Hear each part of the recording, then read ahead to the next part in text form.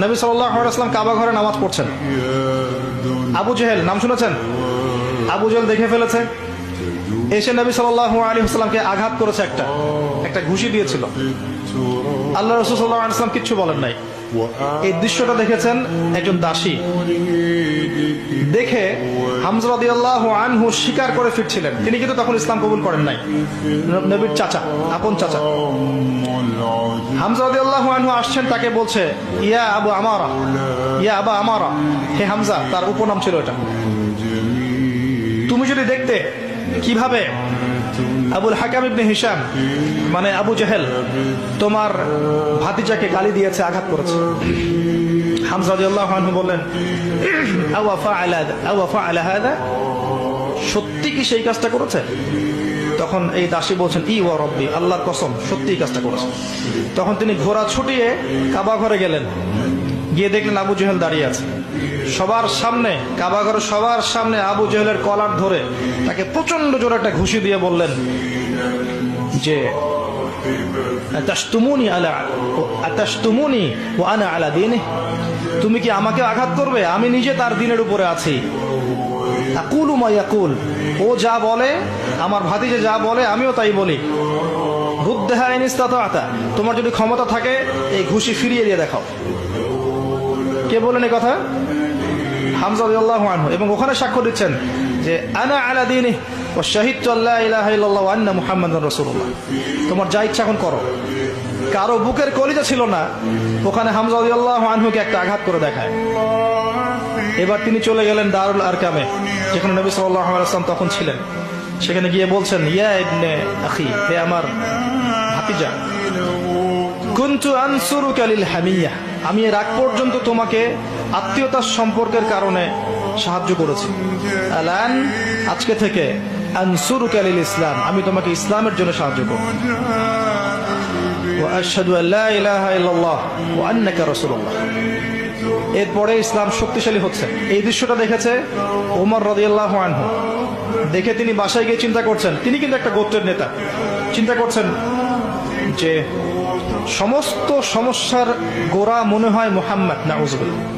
যদি তাকে আমি হত্যা করে ফেলি এবং হত্যা করে আমি আমাকে এই বনু হাশেমের কাছে সোপর্দ করি, তাহলে সব সমস্যার সমাধান। এভাবে তিনি কোষমুক্ত তরোয়াল নিয়ে বের হলেন। আপনারা জানেন ঘটনা। বের হলেন তাকে হত্যা করতে। পথে শুনলেন তার বোন এবং ভগ্নিপতি ইসলাম কবুল করেছে। ওখানে গেলেন, দরজার বাইরে থেকে শুনছেন কোরআনের আওয়াজ শোনা যাচ্ছে। কোন সূরা? তাহা, মা আনজালনা আলাইকাল কিতাবা লিতাশকা, মা আনজালনা আলাইকাল কুরআনা লিতাশকা ইল্লা তাযকিরাতান লিমান ইয়াখশা তানজিলাম মিম্মান খালাকাল আরদা ওয়াস সামাওয়াতি উলা আর রহমান আলাল আরশি ইসতাওয়া। এই সূরাটা পড়তে লাগলেন। একটা পর্যায়ে তার চোখ দিয়ে দরদর করে পানি পড়তে লাগলো। তিনি শিক্ষিত যুবক ছিলেন। আরবে তখন খুব কম যুবক পড়াশোনা করতে জানতো, হয়তো 12 জন বা 14 জন, তার মধ্যে উনি একজন ছিলেন। তিনি বুঝতে পারলেন যে এটা আল্লাহর কালাম, এটা মানুষের লিখিত কোনো কাব্য নয়।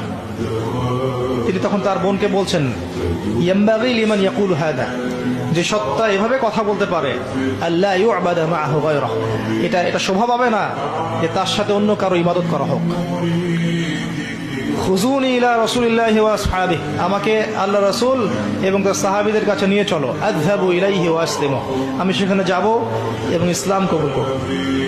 তাকে নিয়ে যাওয়া হলো।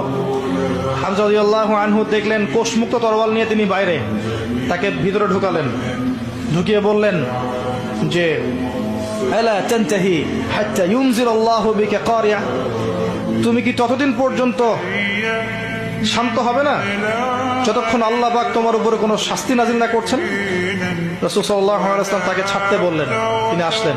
আমাদের নবীজি কিন্তু আগেই দোয়া করেছিলেন, আল্লাহ দুইজন ব্যক্তির মধ্যে একজনকে আল্লাহ তুমি হেদায়েত দাও, এই ইসলামকে শক্তিশালী করো, হয় আবু জেহেল, আবুল হাকাম ইবনে হিশাম, অথবা ওমর ইবনে খাত্তাব। ওমর রাদিয়াল্লাহু আনহু স্বচ্ছ সাদা মনের মানুষ ছিলেন, পবিত্র মনের মানুষ, ফ্রেশ। সত্য হলো সত্য, মিথ্যা হলো মিথ্যা, কোনো টালবাহানা নাই। আল্লাহ পাক তাকে কবুল করলেন।